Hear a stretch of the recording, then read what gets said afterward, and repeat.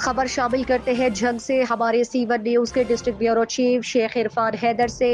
قرآن و سنہ موومنٹ ضلع جنگ کا ہفتہ وار نفاذ اسلام پروگرام خالصتاً تبلیغی اور اصلاحی تربیتی پروگرام ہے۔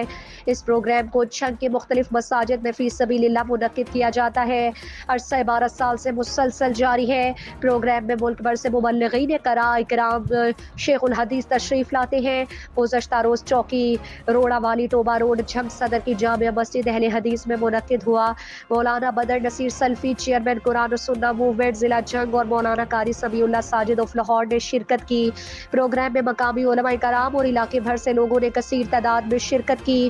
مولانا قاری سمیع اللہ ساجد نے خطاب میں کہا کہ قرآن پاک ایک انقلابی کتاب ہے، آسمانی کتابوں میں آخری کتاب ہے اور ہمارے پیارے نبی حضرت محمد صلی اللہ علیہ وآلہ وسلم پر نازل کی گئی۔ اس کا پڑھنا باعث برکت اور رحمت ہے، اس میں شفا ہی شفا ہے، اس کو ترجمے کے ساتھ پڑھنا راہ ہدایت ہے۔